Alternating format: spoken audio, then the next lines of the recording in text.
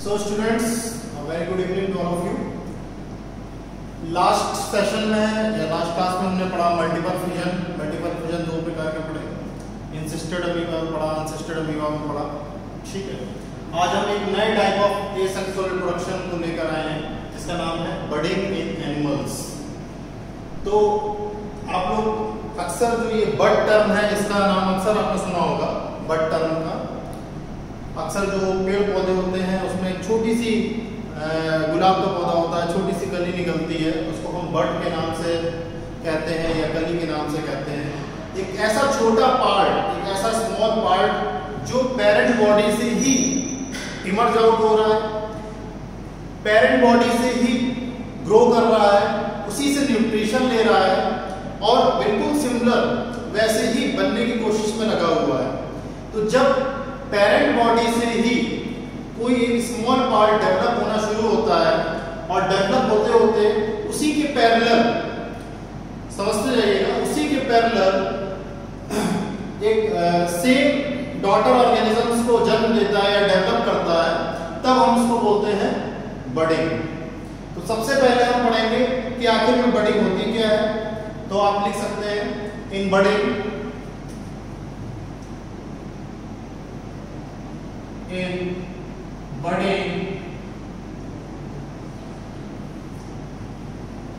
a daughter individual in budding a daughter individual in budding a daughter individual develops a daughter individual develops from a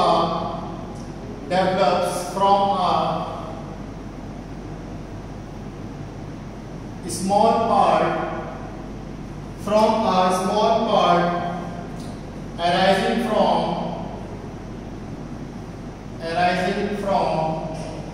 parent body,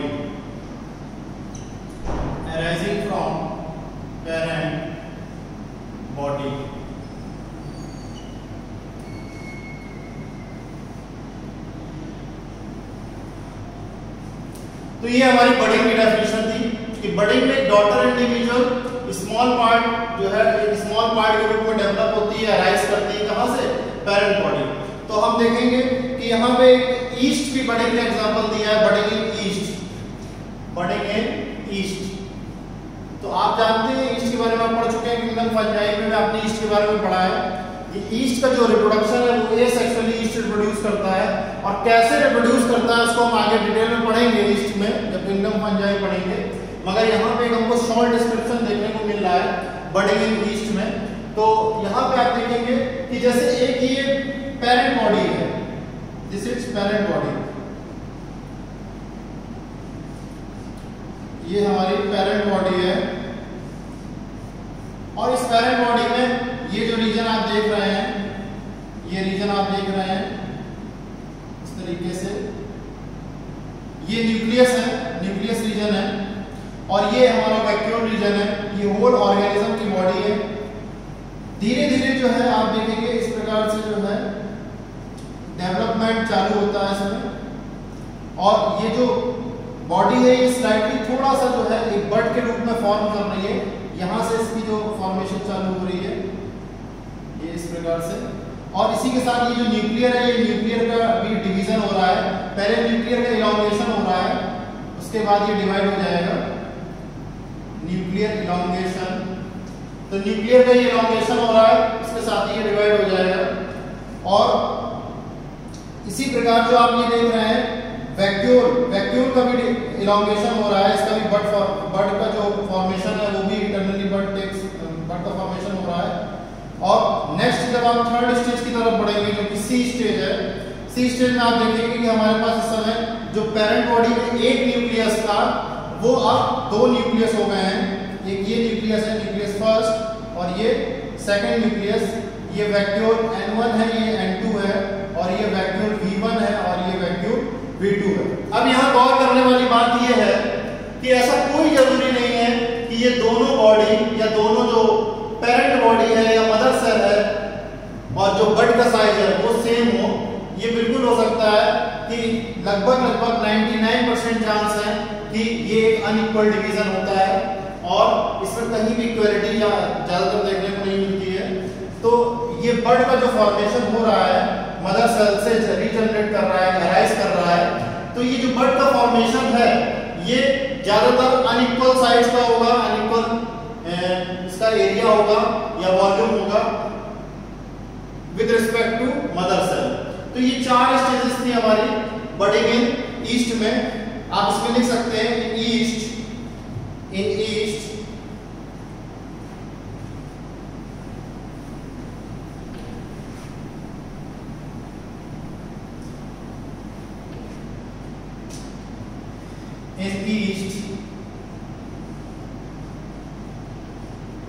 and outgrowth in east and outgrowth का मतलब है bird. Outgrowth का यहां पर मतलब है bird. In east and outgrowth bird और protuberance, इसको आप प्रोट्यूबरेंस भी कह सकते हैं, और protuberance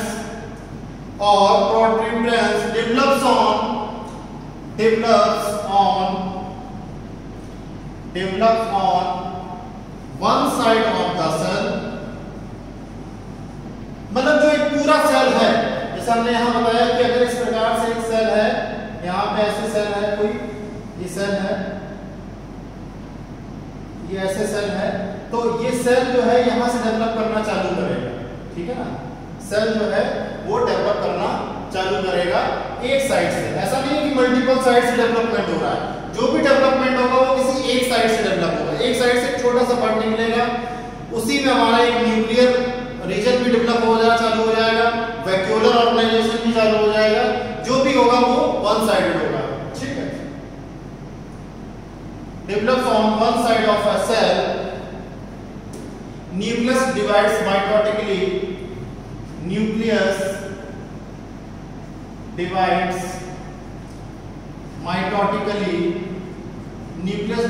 mitotically and shifts towards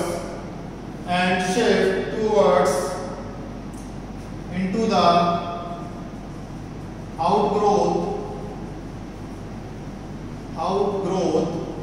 called bud, into the outgrowth called bud।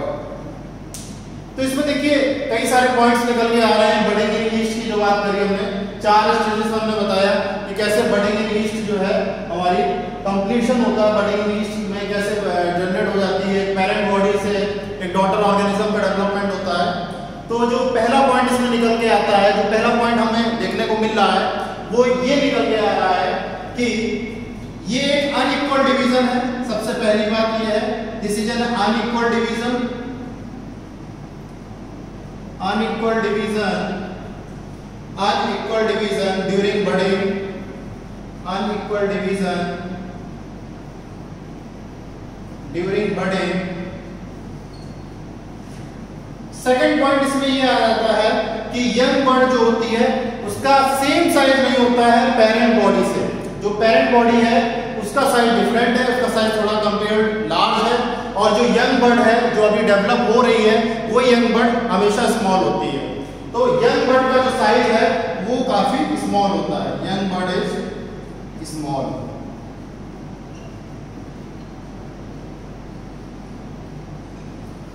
Young bird is small, ठीक। अब बात आती है कि यंग बर्ड स्मॉल है तो क्या वो यंग बर्ड उसी से अटैच रहती है?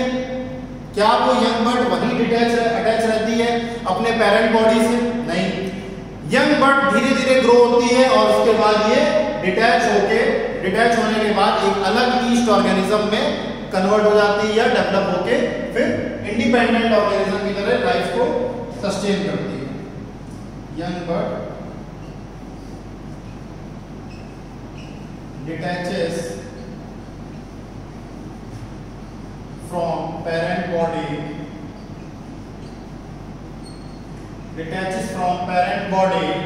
young bird detaches from parent body when it grows in size,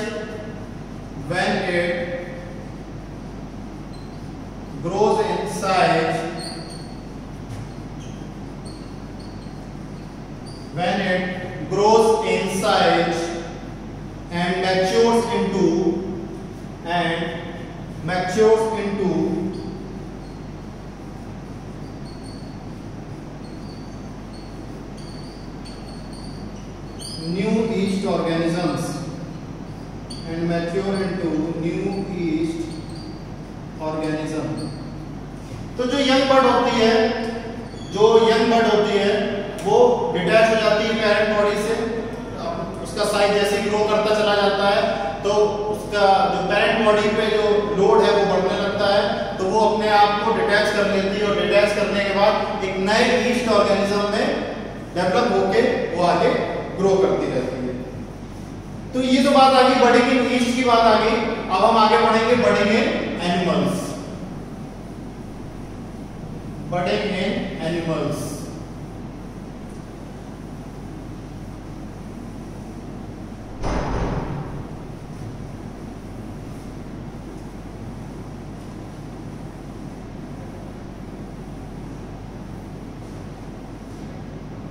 तो स्टूडेंट्स बर्डिंग इन एनिमल्स में हमारा जो है दो टाइप है। पहला टाइप है एक्सोजेनियस बर्डिंग, इसको हम एक्सटर्नल बर्डिंग के नाम से जानते हैं, और दूसरा जो है हमारा वो है एंडोजीनियस बर्डिंग, इंटरनल बर्डिंग, जिसको हम जर्मिनेशन के नाम से जानते हैं, जो कि स्पॉन्जेस में देखने को मिलता है, जर्मिनेशन इन स्पॉन्जेस।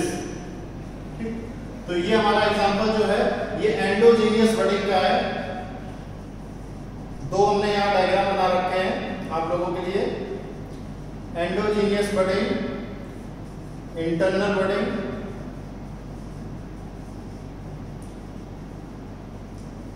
तो बर्डिंग से तो आप समझते हैं, मैंने अभी रिपीट कर सकता हूं कि बर्डिंग का मतलब क्या है, एक स्मॉल पार्ट, एक प्रोट्यूबरेंस है ना, जो पेरेंट ऑर्गेनिज्म में डेवलप हो रहा है। बर्ड की अगर डेफिनेशन पूछी जाए तो क्या आप कहेंगे, स्मॉल पार्ट और protuberance develops from or arises from the parent body, and after it grows or increases, after it increases or grows in size, it detaches itself from parent organism.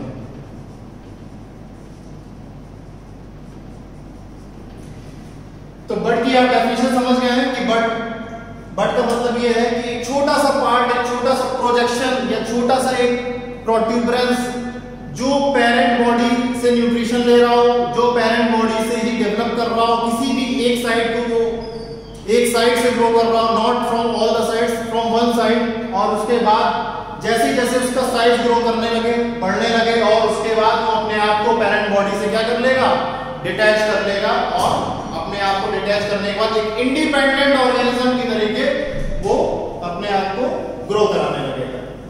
So students, आज हम पढ़ेंगे बर्डिंग इन animals. बर्डिंग इन east के बाद हमारा next topic है बर्डिंग इन animals, जिसमें सबसे पहला टाइप है हमारा, जो फर्स्ट टाइप है वो है एक्सोजीनियस और external बर्डिंग।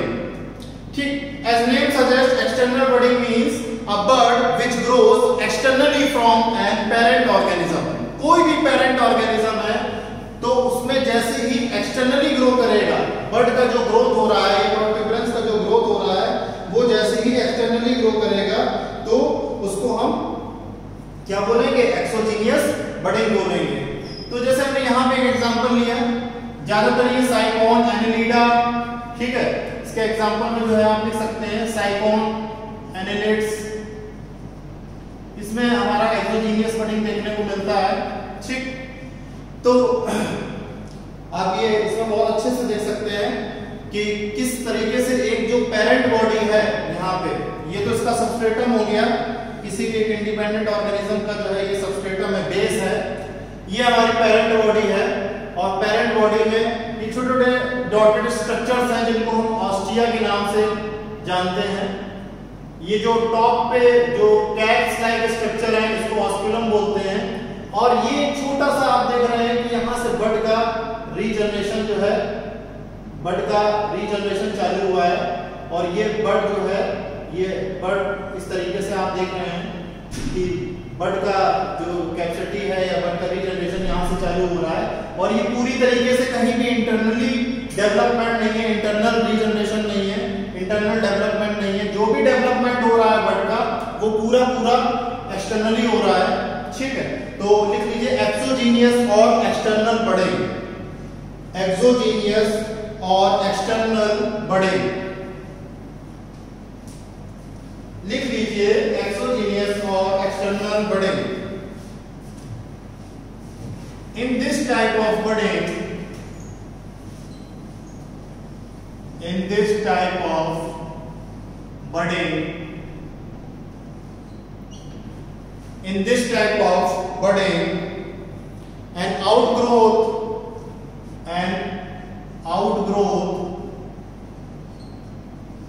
or bud, an outgrowth or bud develops, an outgrowth or bud develops externally,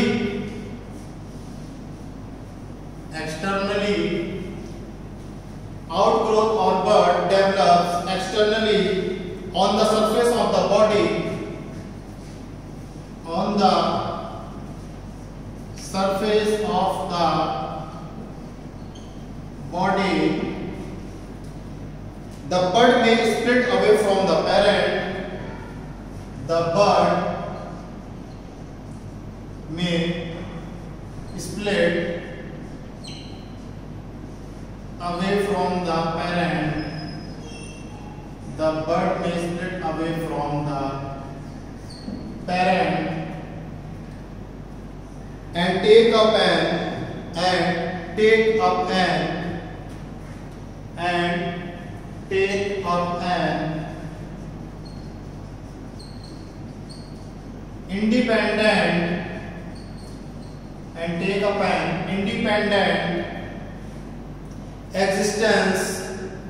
independent existence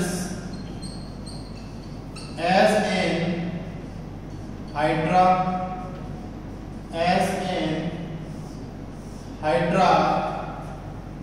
or it may remain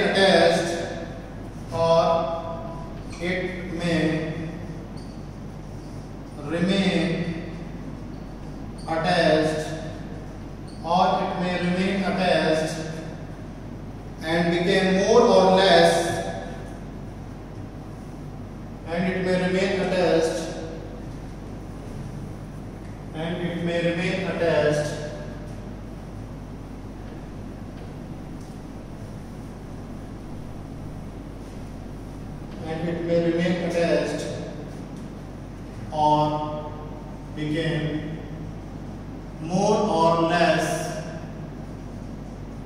or became more or less independent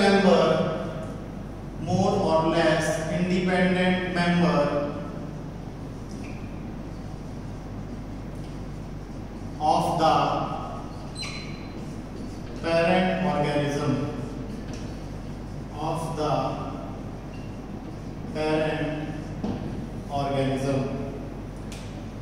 तो एग्जाम्पल आपको पता ही, इसमें मैंने बताया एग्जाम्पल में साइकोन है, एनिलिड्स है, हाइड्रा है, ट्यूनिकेट्स है। तो ये हमारे एग्जाम्पल है एक्सटर्नल बर्डिंग के, जिसमें हमारा बर्ड एक्सटर्नली ग्रो होता है और जब उसका साइज बढ़ता चला जाता है, साइज बढ़ने के साथ साथ उसमें इंडिपेंडेंसी जो है वो डेवलप होना चालू कर देती है। जैसे ही वो डिटैच हो जाएगा, वो एक इंडिपेंडेंट ऑर्गेनिज्म की तरीके अपने आप को ग्रोथ कराने लगेगा या ग्रो कराने लगेगा, या वो रहने लगेगा, अलग एक ऑर्गेनिज्म की तरह रहने लगेगा, ठीक है। तो ये हमारा था एक्सटर्नल बर्डिंग और एक्सोजेनियस बर्डिंग, जिसका सबसे अच्छा एग्जांपल जो है वो हमारा हाइड्रा का है, ठीक है। तो हाइड्रा का एग्जांपल देख लेते हैं, कैसे एक डायग्रामेटिक रिप्रेजेंटेशन देख लेते हैं कैसे बर्डिंग हाइड्रा में होती है, ठीक है। इसको आप लोगों ने नोट कर लिया होगा, बर्डिंग इन हाइड्रा। तो कुछ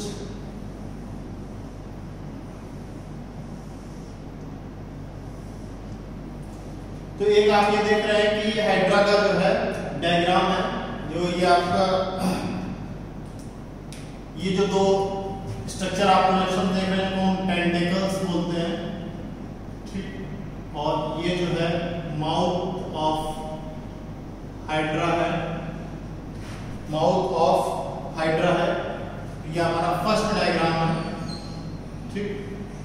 अब इसके बाद आप देखेंगे कि ये एक जो सिंपल डायग्राम था, सिंपल एक हाइड्रा का स्ट्रक्चर बना था, इसी में आप देखेंगे कि कैसे जो है बडिंग होना स्टार्ट होगी।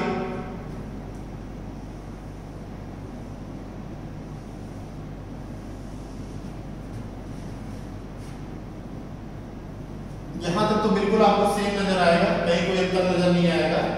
जो भी आपको डेवलपमेंट नजर आएगा, मैंने आपसे क्या कहा कि बडिंग हमेशा एक साइड को पकड़ के होती है, तो इसका जो है कोई भी एक साइड जो है इस तरीके से डेवलप होने लगेगा। फिर आप यहां लिख सकते हैं mouth of the hydra, mouth of the hydra. ठीक, ये हमारी डेवलपिंग बर्ड है, डेवलपिंग बर्ड है। ठीक, और ये सेकंड नंबर डायग्राम है, टेंटेकल्स है ये। अब ये जो बर्ड थी, आप देखेंगे कि धीरे धीरे जो है बर्ड का डेवलपमेंट जो है शुरू हो जाएगा, बर्ड का जो एक कंस्ट्रक्शन है वो चालू हो जाएगा। इसमें जो थोड़ा सा और डेवलपमेंट है, बर्ड का ही पूरा रिप्रेजेंटेशन देखेंगे, जो हमारा थर्ड डायग्राम है।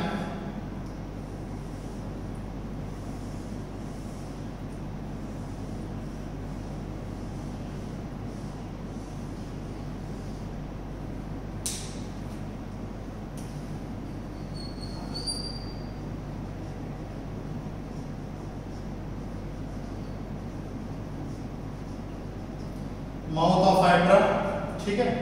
उसके अलावा ये फिर हमारे टेंटिकल्स, और ये आप देख रहे हैं यहाँ पे बर्ड कंस्ट्रक्शन डेवलप हो रहा है, बर्ड कंस्ट्रक्शन जो है डेवलपमेंट शुरू हो रहा है। ठीक, उसके बाद आप देखेंगे कि लास्ट स्टेज जो हमारी है, फोर्थ स्टेज, तो जो फोर्थ स्टेज है उसमें ये जो बर्ड डेवलप हुई है, जो इसमें ये बर्ड डेवलप हुई है,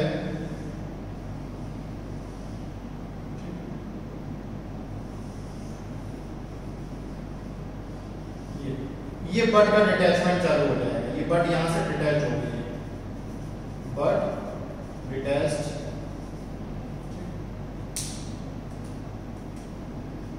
फोर्थ है माउथ ऑफ हाइड्रा।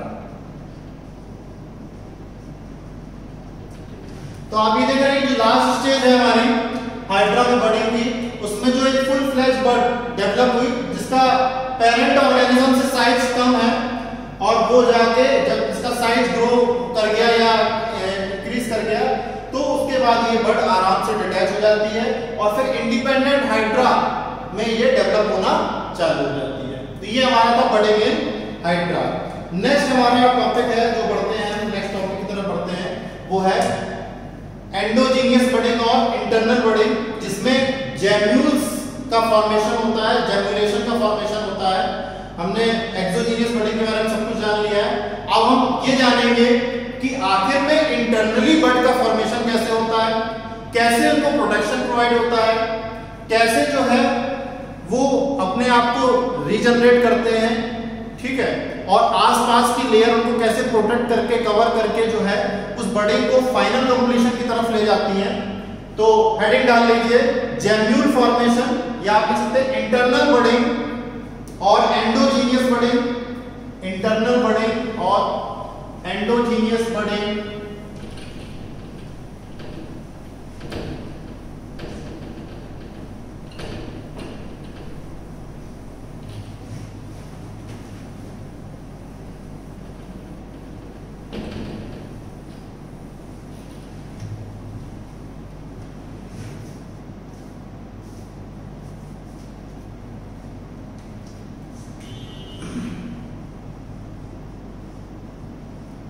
इंटरनल और एंडोजीनियस बर्डिंग,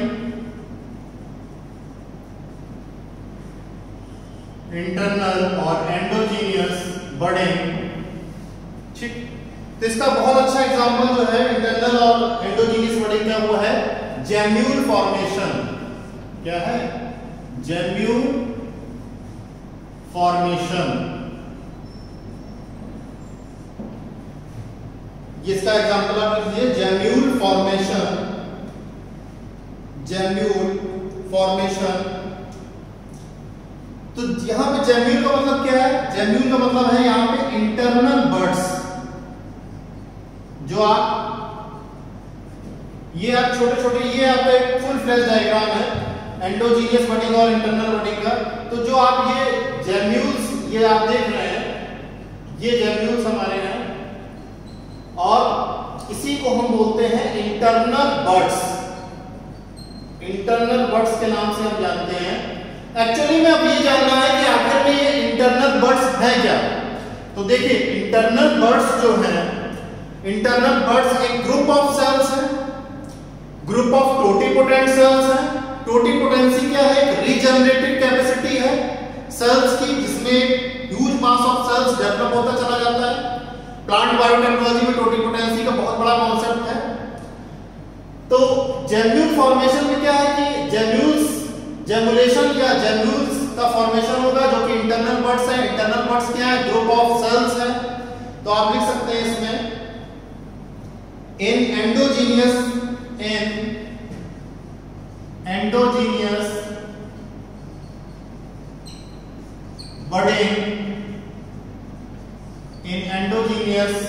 budding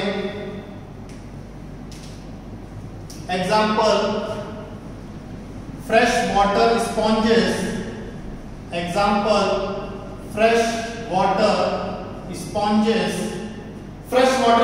बहुत बड़ा एग्जांपल है इंटरनल बडिंग और एंडोजीनियस बडिंग का। Marine sponges, few marine sponges in which internal birds are formed,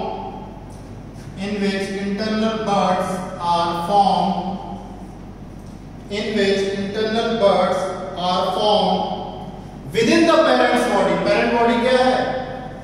ये आप सामने जो एक राउंडेड स्ट्रक्चर देख रहे हैं, ये हमारी क्या है? Parent body. Within the parents body which is called gemulation,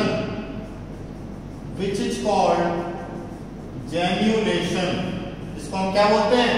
जेम्युलेशन कहते हैं, which is called जेम्युलेशन। तो मैंने क्या कहा था कि ये जो जेम्यूल्स हैं इंटरनल बर्ड्स हैं, ठीक है। तो ये जेम्यूल्स इंटरनल बर्ड्स क्या है? ग्रुप ऑफ सेल्स है, ठीक। और ये ग्रुप ऑफ सेल्स जो है इनको हम क्या बोलेंगे? ग्रुप ऑफ सेल्स किसके सेल्स को क्या बोलेंगे? आर्कियोसाइट्स। जेम्यूल्स हमारे क्या है? A group of cells specially called as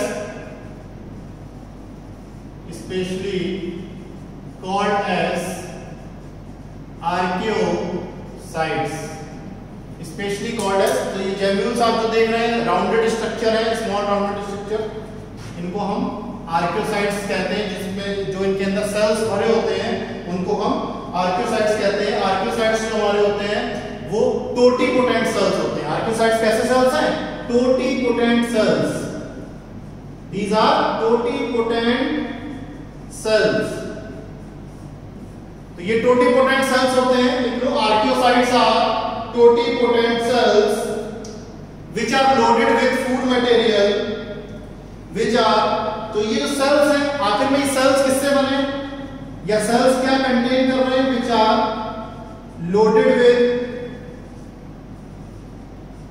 food materials,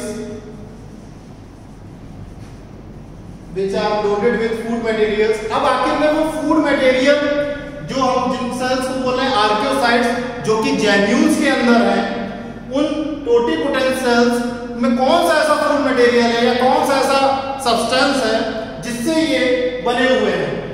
तो इसमें ज्यादातर ग्लाइकोप्रोटीन और लिपोप्रोटीन होते हैं, ठीक है। With food materials like glycoprotein and lipoprotein,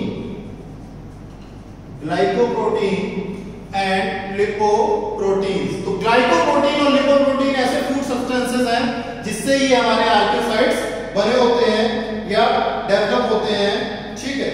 rounded ball like structure में ये पाए जाते हैं, जैसे कि हमारे ये आप जेम्यूल्स देख रहे हैं।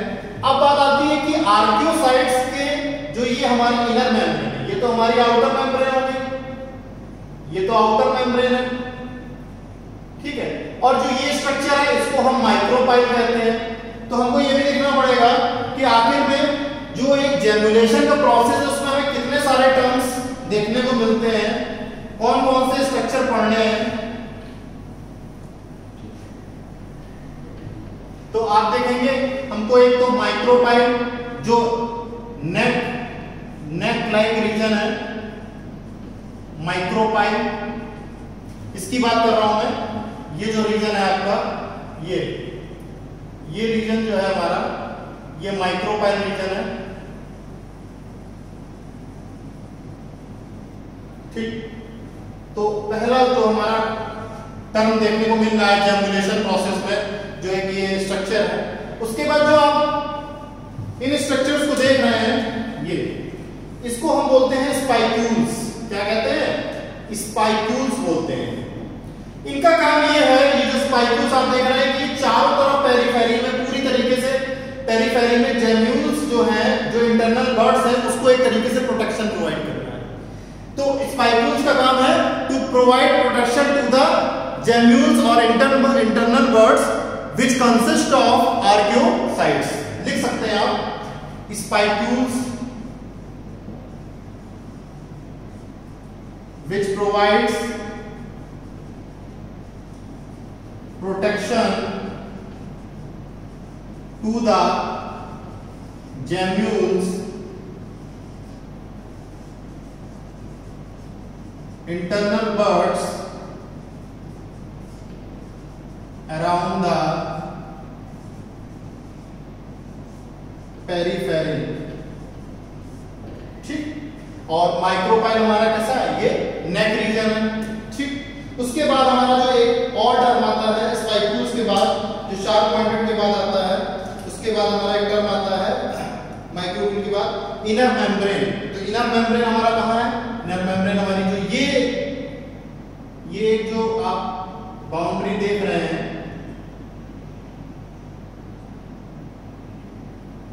ये ऐसे आप एक बाउंड्री देख रहे हैं, है ना।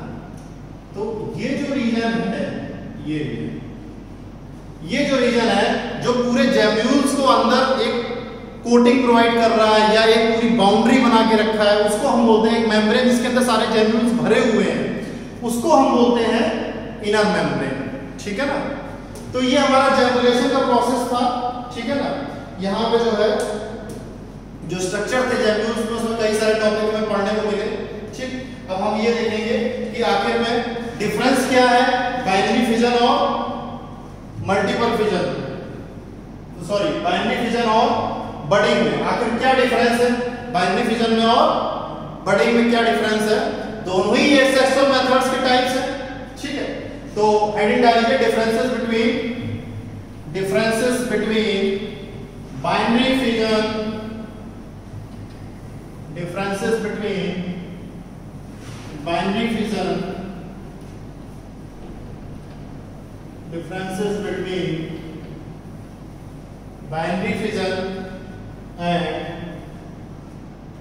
budding, differences between binary fission and budding।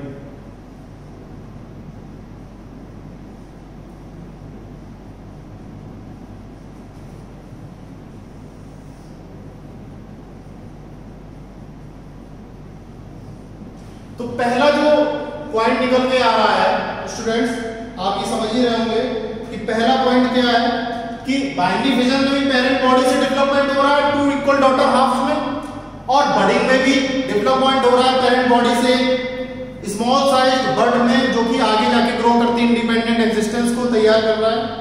तो यहाँ पे आप देखते हैं कि जो पेरेंट बॉडी है वो 2 इक्वल डॉटर हाफ्स में हो जाती है, और जैसे ही वो 2 इक्वल डॉटर हाफ्स में होती है वैसे ही पेरेंट बॉडी क्या हो जाती है? डिसअपीयर हो जाती है। मगर बडिंग में क्या होता है? पेरेंट बॉडी का साइज थोड़ा सा लार्ज रहता है, और जो बर्ड होता है, जो स्मॉल बॉडी होती है, उसका साइज स्मॉल रहता है। तो वहां पे पेरेंट बॉडी का कंटिन्यूएशन या पेरेंट बॉडी का प्रिजर्वेशन एग्जिस्टेंस बना रहता है, तो पहला जो पॉइंट आ रहा है निकल के सामने यहां बाइनरी फिजन में वो ये आ रहा है कि parent body disappears, parent body disappear हो जाती है,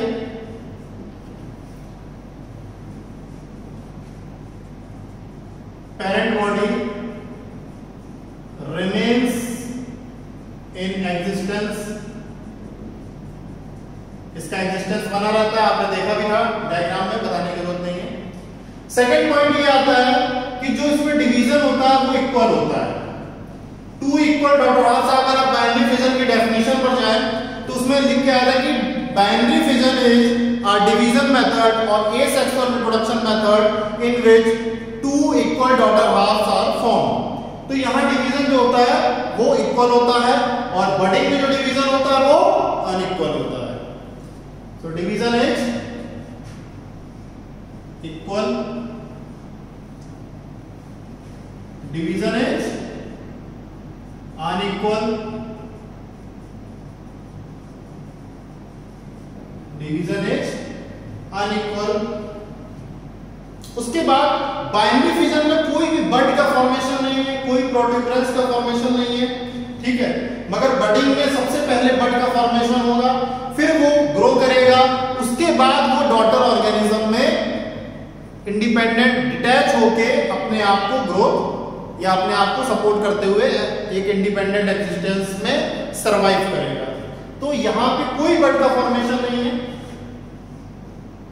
देयर इज नो बड और प्रोट्यूबरेंस। बता चुका हूं कि बड और प्रोट्यूबरेंस सेम टर्म है, is form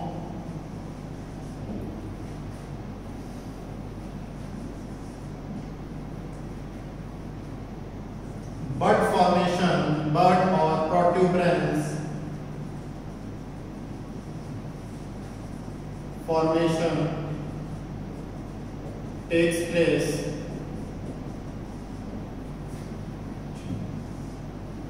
but or protuberance formation takes place। ठीक, तो इसके एग्जांपल हमारे क्या हैं? बैक्टीरिया, अमीबा, पैरामीशियम, यूग्लिना, ठीक। और इसके जो बडिंग है इसके एग्जांपल क्या है? साइकॉन, हाइड्रा, ठीक, स्पॉन्जेस, एनालिड्स, ठीक। तो दोनों के एग्जांपल भी हो गए। तो ये कुछ बेसिक डिफरेंस थे बाइनरी फिजन और बडिंग में। अब हम एक नेक्स्ट एसेक्सुअल रिप्रोडक्शन मेथड की तरफ बढ़ते हैं, इसका बहुत अच्छा नाम है फ्रैगमेंटेशन। हेडिंग क्या लीजिए? Fragmentation.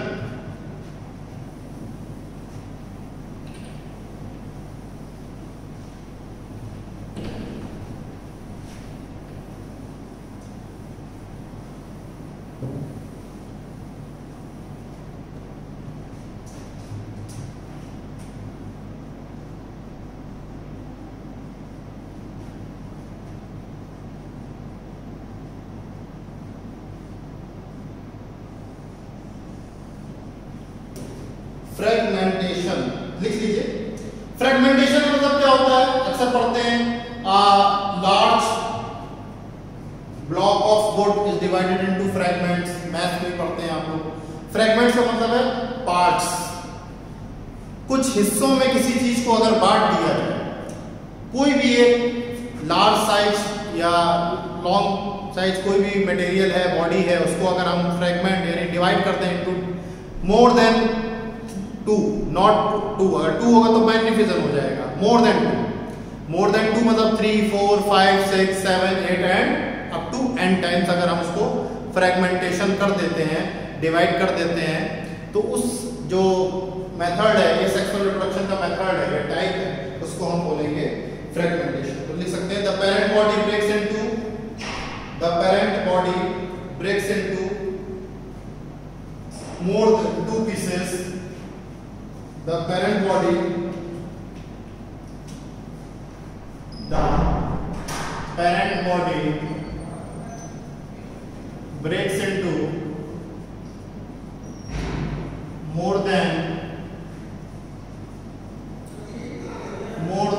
two pieces,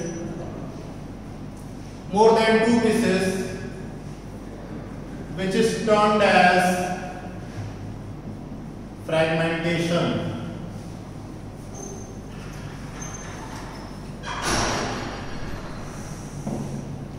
Which is termed as fragmentation. तो सपोज दैट एक इस तरीके से कोई भी ऑर्गेनिज्म है,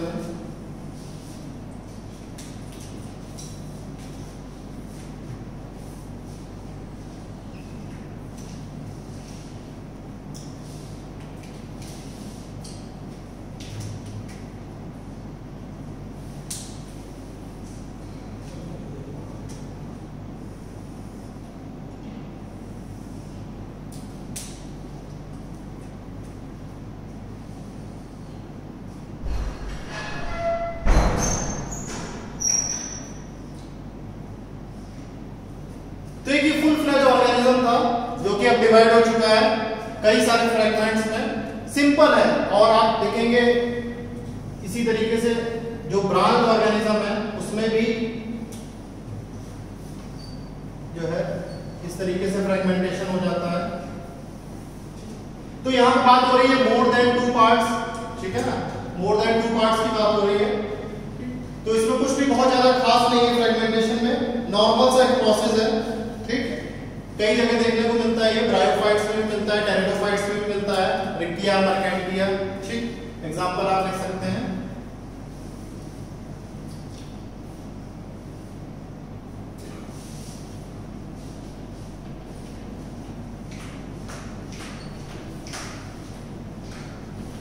सो स्टूडेंट्स, ये हमारी क्लास का लास्ट टॉपिक था, और आई होप कि आप सब लोगों को समझ में आया होगा। घर पर जाकर पढ़िएगा, इसको अच्छे से डिटेल में समझिएगा, डायग्राम प्रैक्टिस कीजिएगा, और इस पे काफी अच्छे क्वेश्चंस बनते हैं। नेक्स्ट क्लास में हम लोग जो अदर मेथड्स हैं ये सेक्सुअल प्रोडक्शन के, थोड़े से मेथड रह गए हैं, 2-3 मेथड, ज्यादा नहीं है, ठीक है, उसको हम लोग आगे कंप्लीट करेंगे। Thank you.